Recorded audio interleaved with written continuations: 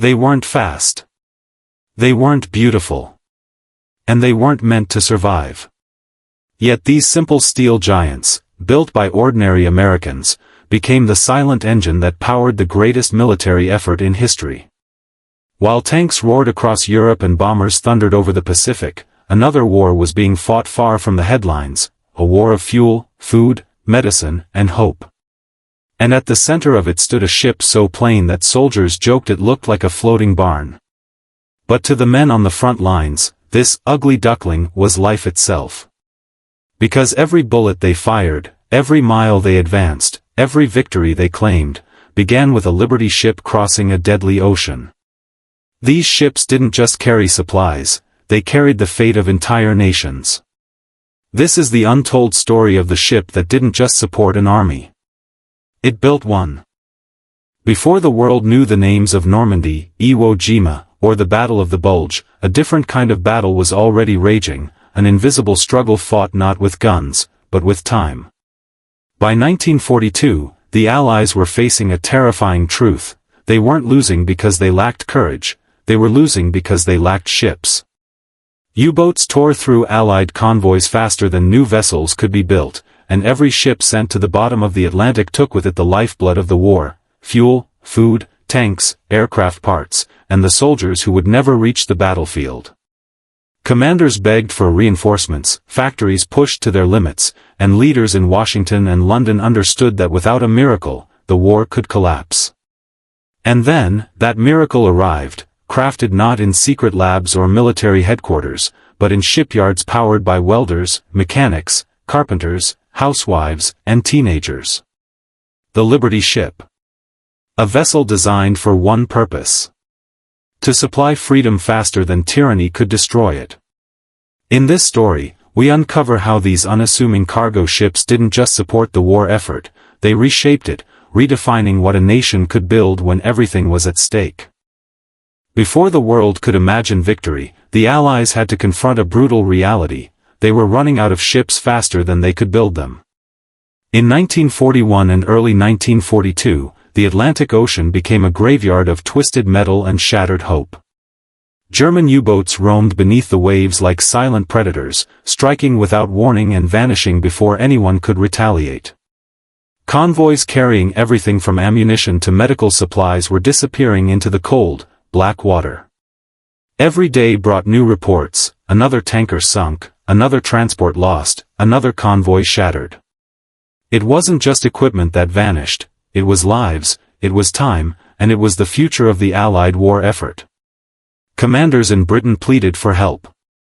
American generals stared at charts filled with sinking markers, each one a reminder that the war could be lost long before the first major offensives began. The numbers were horrifying. Ships that normally took months or even years to replace were being destroyed in hours. Factories worked non-stop, but traditional shipbuilding methods simply couldn't keep up. Each vessel required skilled craftsmen, complex parts, and enormous time. The Axis powers did not wait. They struck relentlessly. Without a steady stream of supplies, the Allies could not hope to launch invasions, sustain armies, or defend distant fronts. Soldiers might have rifles, but no ammunition. Pilots could have planes, but no fuel. Civilians across Europe and Asia faced starvation. The entire global fight for freedom depended on one fragile lifeline: the ability to move goods across oceans. Leaders understood the chilling truth: even the bravest armies cannot fight a war without supplies. Blind courage and determination meant nothing if their transport ships kept burning on the horizon. What the Allies needed was not another battleship or another bomber. They needed something far more urgent: cargo ships. Hundreds of them. Thousands of them. Ships that could be built quickly, repaired easily, and sent straight into danger with the confidence that more would follow. It wasn't a question of building weapons anymore. It was a question of building time. And unless the Allies found a way to replace lost ships at a rate the world had never seen before, the war in Europe, and perhaps the entire world, would be lost before the real battle had even begun. From this desperation, a simple idea emerged. An idea that would change everything. Out of the fear, the losses, and the urgency came a blueprint, one that did not look heroic, glamorous, or even particularly seaworthy. In fact, when the first drawings circulated, many naval officers scoffed. They had expected sleek lines, advanced engines, and cutting-edge engineering. What they saw instead was a boxy hull, a stubby bow, and a plain structure that looked more like a floating warehouse than a wartime vessel. But the designers weren't building a symbol. They were building a solution. In 1941, engineers at the U.S. Maritime Commission faced an impossible challenge: create a cargo ship that could be built faster than the enemy could sink it. Not better, faster. Better didn't matter if the ship never made it to the water. They needed something radically simple, something that factories could assemble without waiting months for rare materials or skilled craftsmen. So they created the Liberty ship. It wasn't elegant, but it was brilliant. Designed originally by the British as the emergency cargo ship, America took the concept and transformed it into a mass-production miracle. Instead of relying on traditional riveting, a slow, specialized method, the Liberty ship used welded construction. Welding was faster, cheaper, and required far less training. It allowed steel plates to be fused together at incredible speed, turning the once delicate art of shipbuilding into something almost industrial. The ship's components were standardized. Every pipe, every panel, every section of the hull. Factories across the nation could produce identical parts and ship them to coastal yards, where workers would fit them together like gigantic pieces of a puzzle. It was the first time in history that a cargo ship had been designed the way a consumer product might be: interchangeable, standardized, and optimized for rapid assembly. The Liberty ship's engine was equally simple, a type of steam engine that would have looked old-fashioned even in World War I. Critics mocked it. Sailors grumbled that the ship was too slow. And yes, it was slow. It lumbered through the ocean at a modest speed, making it an easy target for anyone hunting it. But speed was never the point. Survival by numbers was the point. If one Liberty ship was sunk, 2 more would be launched. If a convoy was attacked, replacements were already sliding down the slipways. The Liberty ship didn't need to outrun danger, it needed to overwhelm it. And behind this idea was a deeper message. The United States could not rely on traditional shipyards or old methods. It needed new workers, new factories, and a new way of thinking. So construction didn't stay confined to coastal cities. Inland America joined the war: steel mills in Pennsylvania, welders in California, sheet metal workers in Texas, and assembly lines in Detroit all became part of the great experiment.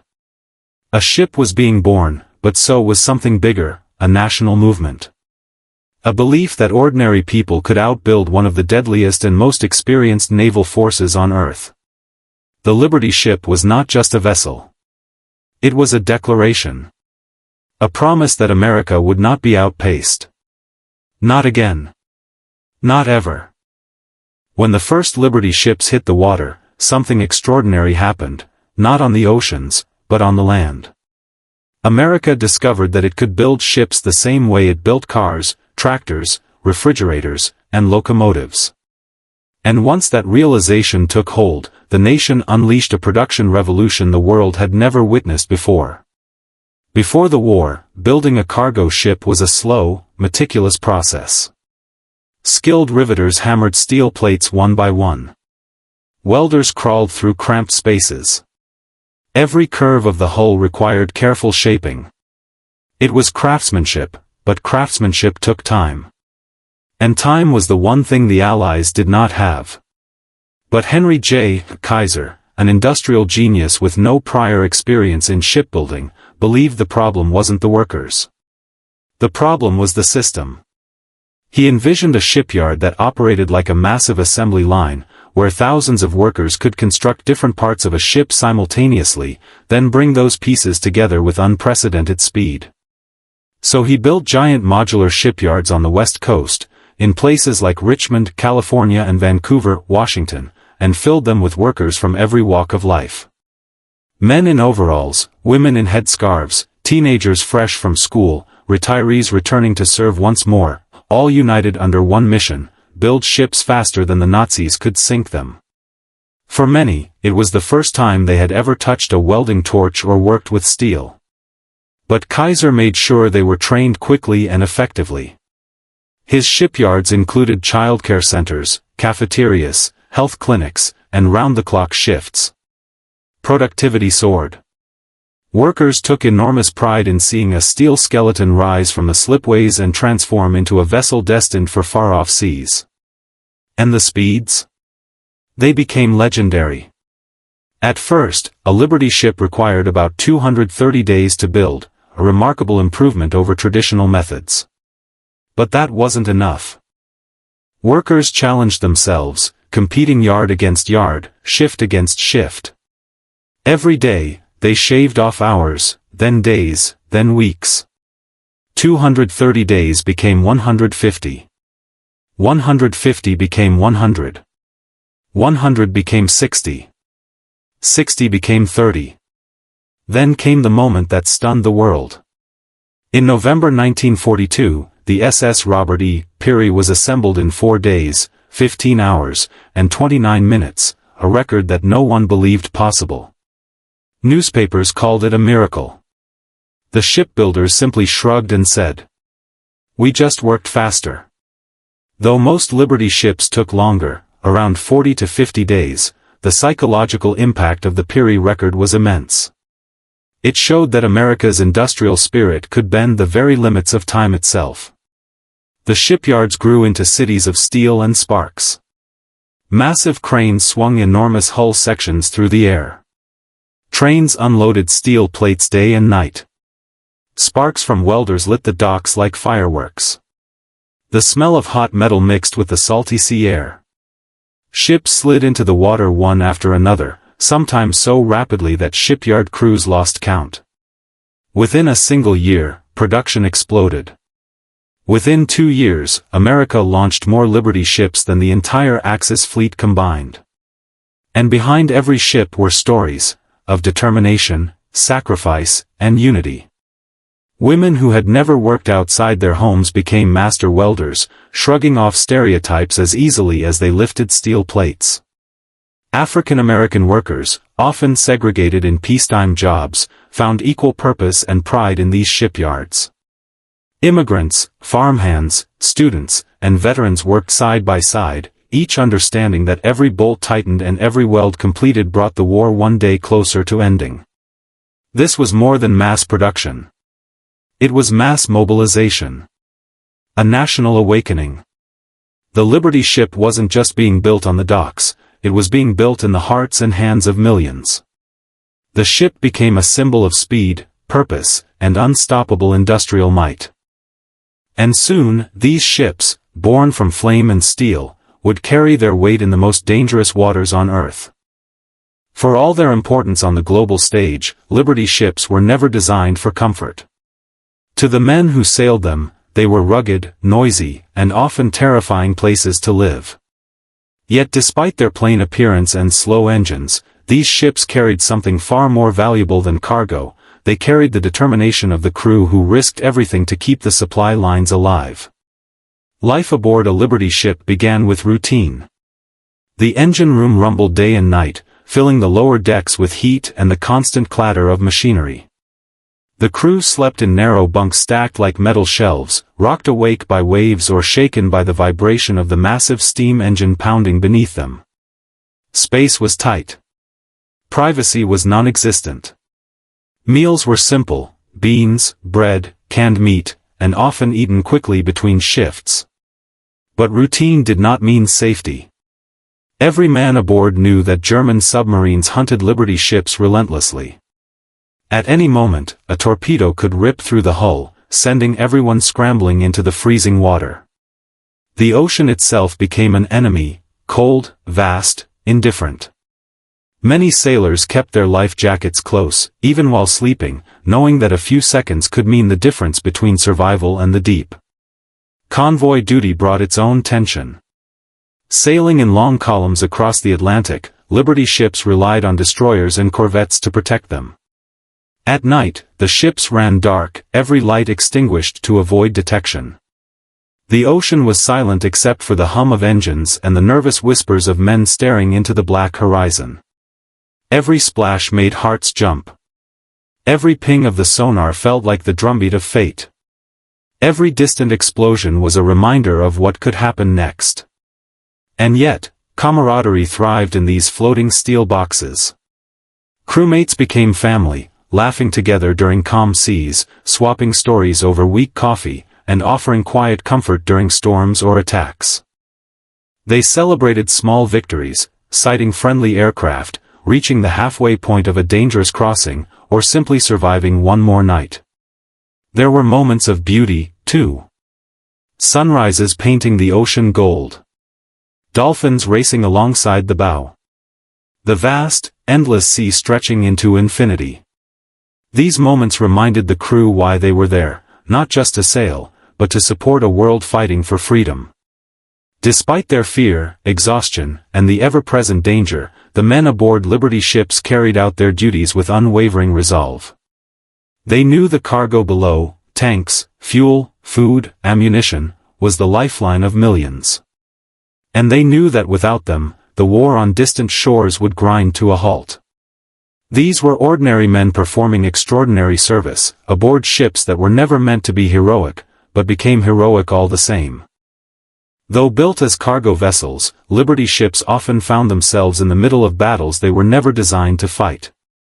They carried no thick armor, no heavy guns, and no advanced defenses, yet they sailed straight into some of the deadliest waters of the war.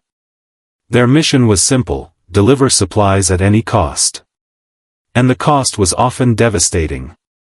German U-boats viewed Liberty ships as prime targets. Slow, heavily loaded, and unable to maneuver quickly, they were the perfect prey. Countless times, torpedoes streaked through the dark waters, striking with violent force.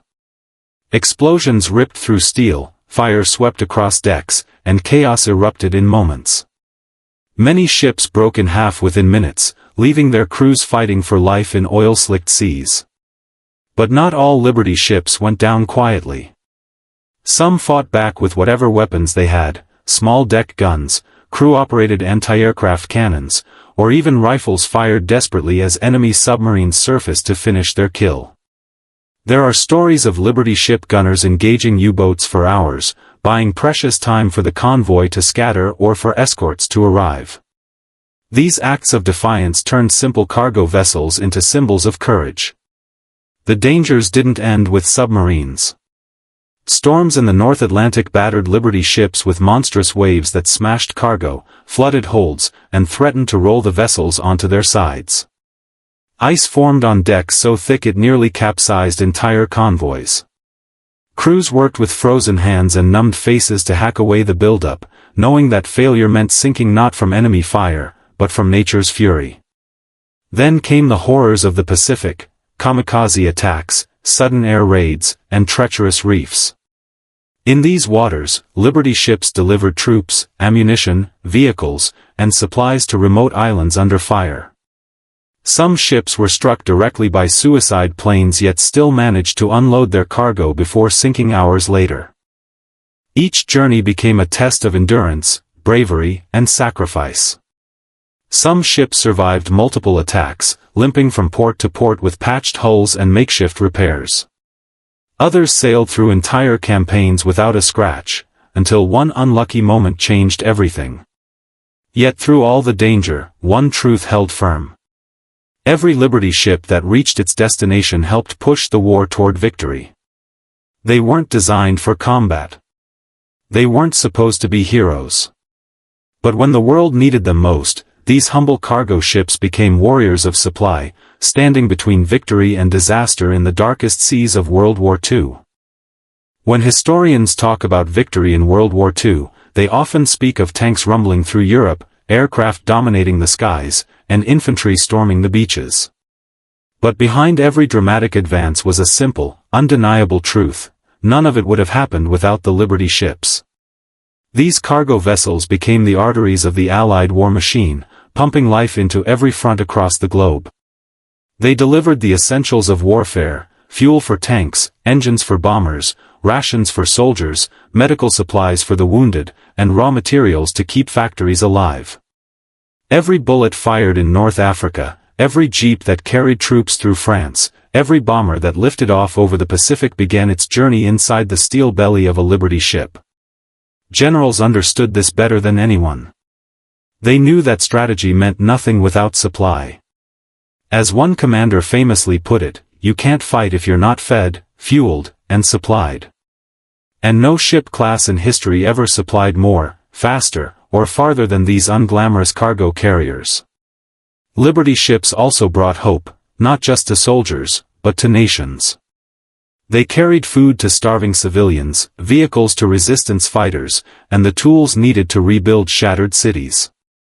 In many ways, they didn't just support armies, they supported entire societies struggling to survive the war. By 1945, the scale was undeniable. Over 2,700 Liberty ships had been built, an industrial achievement no enemy could match.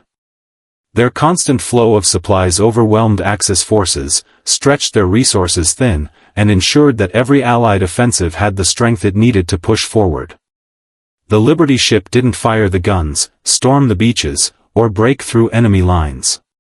But without it, none of those victories would have been possible. In the end, these modest ships did something extraordinary. They turned steel into strength, cargo into power, and supplies into victory. When the war finally ended and the guns fell silent, the heroes of the battlefield were celebrated: pilots, tank crews, infantrymen, and generals whose names filled headlines. But the Liberty ships, the humble giants that had carried the weight of the war on their steel backs, simply faded into the background. Many were scrapped, sold, or left to rust in quiet harbors, their decks empty, their engines cold. Yet their legacy lived on. For every victory flag raised, there had been a Liberty ship behind it. For every liberated town, a convoy had crossed dangerous waters to make it possible. And for every soldier who returned home, a cargo of food, medicine, or ammunition had once kept him alive. These ships prove that war is not won only by the sharpest sword, but by the strongest lifeline. The Liberty ship was never meant to be a monument. It was meant to work, to endure, and sometimes, to disappear without recognition. But history remembers what truly mattered. In the quiet courage of their crews and the relentless effort of those who built them, the Liberty ships revealed a simple truth. Sometimes the most powerful weapon is not the one that destroys, but the one that delivers hope.